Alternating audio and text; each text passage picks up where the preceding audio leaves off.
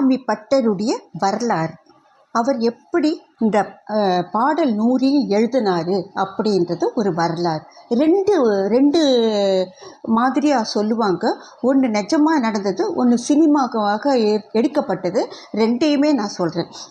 அக்காலத்தில் தஞ்சையில் இருந்து அரசு புரிந்த மகாராஷ்டிர மன்னராகிய சரபோஜி அரசர் தை அமாவாசை தினத்தன்று காவிரி பூம்பட்டினம் சென்று புகார் முகத்தில் நீராடி மீண்டார்.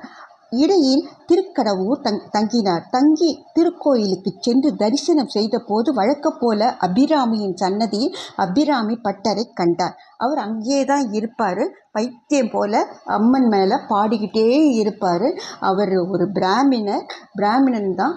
ஆனால் அவருக்கு அபிராமி மேலே இருக்கிற பக்தி அங்கே இருக்கிறவங்களுக்கெல்லாம் பித்தன் அப்படின்னு சொல்ல வச்சிச்சு. சரிங்களா? அவர் அபிராமியை கண்டார். யோகம் கைவர பெற்று மதமந்தராகிய அவர் தோற்றத்தை கண்டு அதிசயித்த மன்னர் இவர் யார் என்று அருகில் உள்ளவர்களை வினவினார்கள். இவர் ஒரு பித்தர்.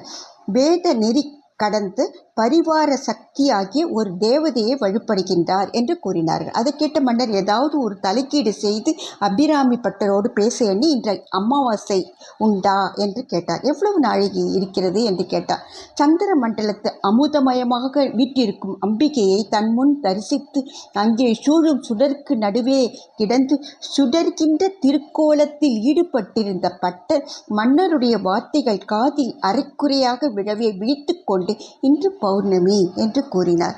நம் மனசுல என்ன வெளிச்சம் இருந்ததுதான் அந்த வெளிச்சம் தானங்க வெளியில வரும். அது மாதிரி அவர் மனசுக்குள்ள அம்மன் உடைய தரிசனத்தை பார்த்தவர் அந்த வெளிச்சத்துக்காக அவர் பௌர்ணமின்னு சொல்லிட்டார். அருகிலிருந்தவர்கள் பிரமித்தார்கள். அன்று பூரண அமாவாசை. அவரை பற்றி குறை கூறியவர்கள் தாம் கூறிய கருத்தை மன்னர் நேரிலே உணர்ந்து கொண்டார். பித்தர்னு கூறினாங்க இல்லை, அதை மகிழ்ச்சி அடைந்தார்கள். சரபோஜி மன்னர் அந்த வார்த்தையை உண்மை என்று எண்ணி அப்படியே போயிட்டார். அபிராமி பட்ட உலக உணர்ச்சி பெற்ற போது தாம் தவறாக பௌர்ணமி என்று சொல்லிவிட்டதை எண்ணி வருத்தமுற்றார். தம்மை குறை கூறுவார் சொல் உண்மையென்று தோன்றுபடி அந்த நிலைக்கு இறங்கினார். நன்றே வரினும் தீதே விளைகினும் தான் அறிவது ஒன்றும் இல்லை. அது அபிராமி பட்ட பாடல்ல ஒன்று என்று பக்குவம் அடைந்த அவர் சொல்றார், இனி என்ன செய்வது, எல்லாம் அம்பிகையின் திருவிடையாள் என்று எண்ணி உடனே அபிராமி அம்மையை தியானித்து இவ்வந்தாதியை பாடத் தொடங்கினார். நம்மை உலகினர் பழி கூறுவதையும் அபிராமியின் உயர்வையும் தாம் பெற்ற அனுபவ சிறப்பையும் இவ்வந்தாதி பாடல்கள் மூலம் வெளிப்பட தொடங்கினார். சரபோஜி அரசர் அபிராமி பட்டரை கவனியாமல் சென்றாரும் பட்டருடைய தோற்றம் அவர் உள்ளத்தே பதிந்து விட்டது. அன்று முன்னிரவிலே சிறிது துயில் வரவே பரிபூரணமாக சந்திரன் உதயமானது போனாலும் அபிராமி அம்மை தன் திருத்தோட்டை கழற்றி வீசி அருள உடனே அமாவாசை இருட்டில் சுடர் விட்டு தன்னிலவு பொழிந்து மதி என்று விளங்குவதைப் போலவும் அபிராமி பட்ட தன் அருகே நின்று அதோ பாருங்கள் முழு மதி கதிர் வீசுகிறது என்று காட்டுவது போலவும் கனவு கண்டார். அந்த கனவில் அம்பிகையின் தரிசனம் ஒருவாறு பெற்றதனால் அவருக்கு ரொம்ப சந்தோஷமாயிட்டாரு சரபோஜி மன்னர். அப்பொழுதுதான் மன்னருக்கு அபிராமி பட்டர் மிக சிறந்த ஞானி என்று பட்டது. செயற்கரிய செய்யும் பெரியார் என்றும் புலப்பட்டது. உடனே பட்டரின் வீடு நோக்கி சென்று அவரை கும்பிட்டு தங்கள் பெருமையை அறியாமல் புறக்கணித்த பிழையை பொறுக்க வேண்டும் என்றார். அபிராமியின் திருவருளை நினைத்து வியந்த அபிராமி பட்டர் எல்லாம் அவள் திருவருள் என்றார். அப்போது சரபோஜி அரசர் அவரை வணங்கி அவருக்கு சில விளை நிலைகளை மானியமாக அளிக்க அக்கருத்தை கூறவே பட்டர் அதற்கு இணங்கவில்லை. வேண்டாம் அப்படின்ட்டாரு.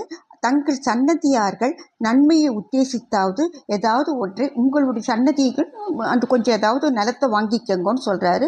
அதை வற்புறுத்தி கேட்டுக்கொண்டார். பட்டர் ஒருவாறு உடன்படவே அரசர் அக்கிராமத்திலும் அருகில் உள்ள கிராமத்திலும் வருஷம் ஒன்றுக்கு வேலிக்கு 8 நாழி நெல் அவருடைய சந்ததிக்கு அளிக்கும்படி உரிமையை அளித்து சாசனம் செய்து கொடுத்தார். இவ்வுரிமையை இன்றும் அந்த பரம்பரையினர் அனுபவித்து வருகின்றார்கள். சரபோஜி மன்னர் அளித்த செப்பு பட்டையும் இன்னும் இருக்கிறது என்றும் திருக்கொடுவூர் வட்டம், ஆங்கூர் வட்டம், திருவிடை வட்டம், நல்லாடை வட்டம், செம்பொன் வட்டம் போன்ற 5 இடங்களிலும் இப்படி நெல் பெரும் உரிமை பரம்பரைக்கு கிடைத்தது. இது ஒரு கதை. இன்னொரு கதை திரும்ப சொல்கிறேன்.